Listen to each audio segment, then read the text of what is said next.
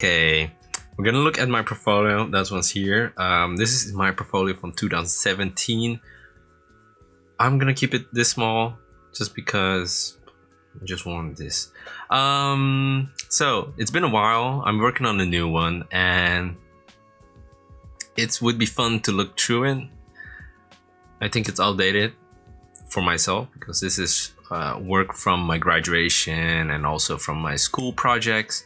So it's been like, it's 2020 now, so it's been like 3, 4, 5 years since these projects were done. So it's time to look at them, and I think I had to start somewhere, and this portfolio got me into the pre-course of the Academy of Architecture, pre-course Urbanism and Landscape Architecture. So to get in, you have to have something like this, or a video that explains something else.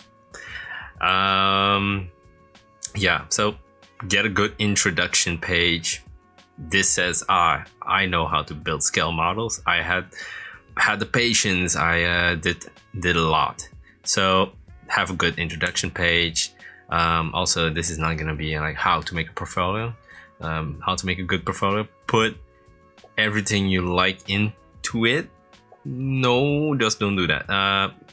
Just put the things you like. Pick 3 things that are really good. You have a story with it, and it really highlights where you want to be and grow. So like pick really few great projects that highlight what you can do, and it's just like an art portfolio. It's just, yeah, good introduction. This one was the first project I did.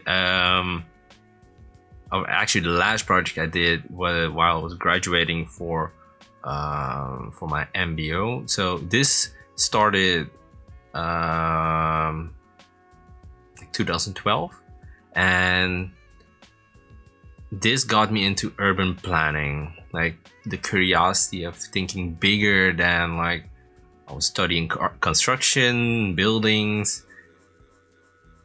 I wanted to go bigger than buildings, so what else is there then? Why not design parks? Why don't design areas? Why not design neighborhoods? Is that a thing? So this is where everything started, for curiosity. And back in the day, I didn't have internet, so I kind of guessed where I should go, but most of that time was figured out by family. So I just had to like apply for one thing.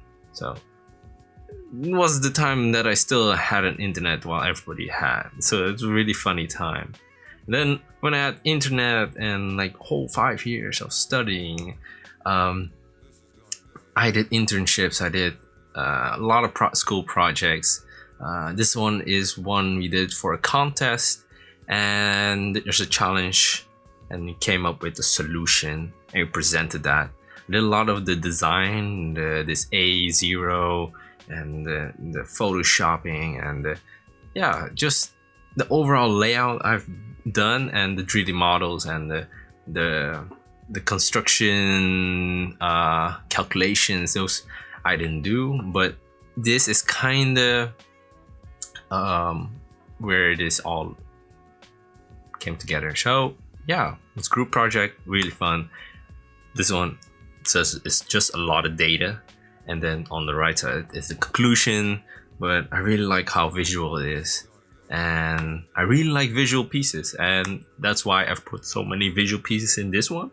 This portfolio, it has a lot, too much, I think, but it also shows I've learned so many techniques during in those 5 years.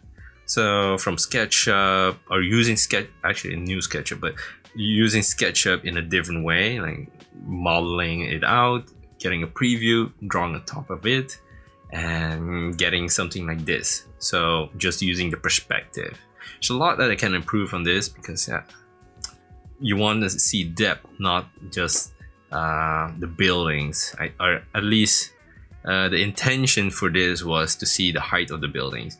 If you want to make it more visual, I would put more depth, more clouds. So a little bit more time in rendering this out. So yeah, I think this just says like I can draw a lot and I love to draw. There's not much to say. CAD drawings, I can do CAD drawings. Yeah, it's pretty good. I do AutoCAD, I do Vectorworks. All good. I can do Illustrator. So yeah, this is just like just things you just learn. It's easier, but the process of learning about urbanism is pretty long. I think it's the hardest study. No, it's not the hardest study out there, because that's a biased thing to say. It's a particular study that takes a lot of time to get good at, but also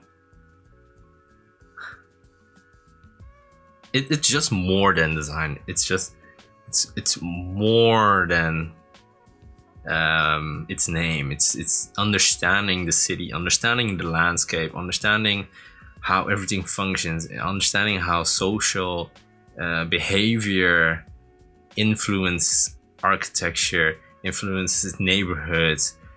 Everything influences each other. So you have to take that sometimes into consideration when doing concepts and designs, but also you have to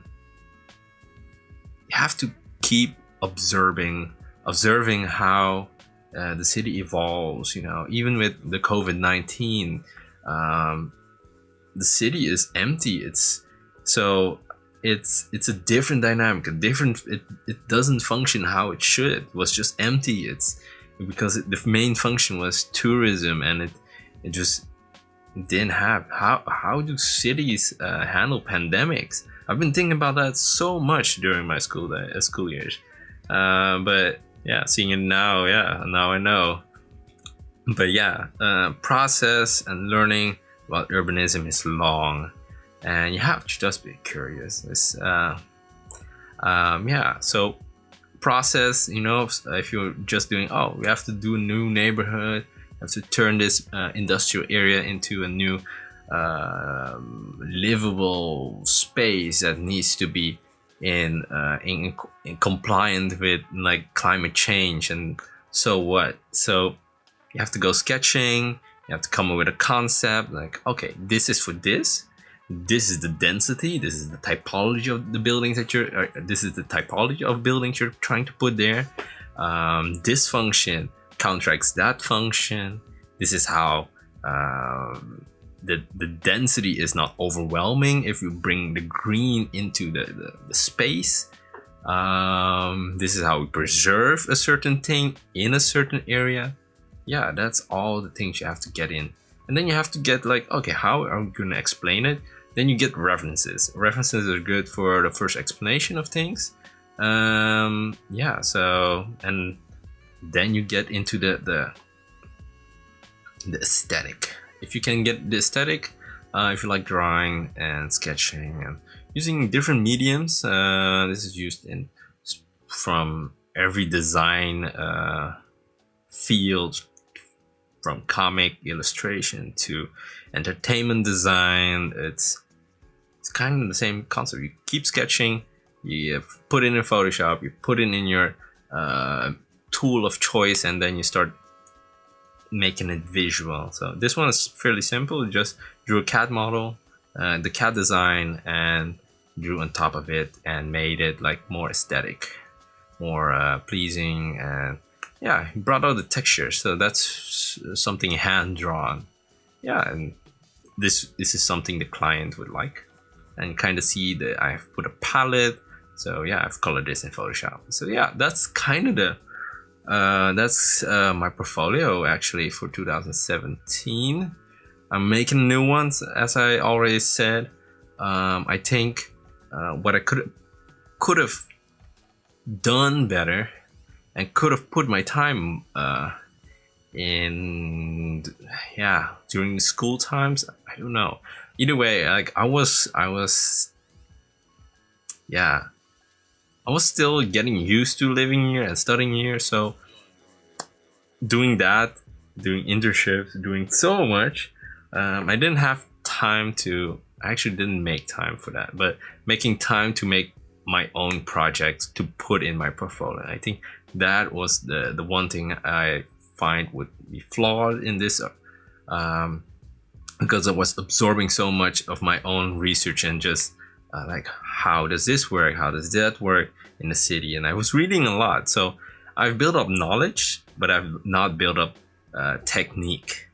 So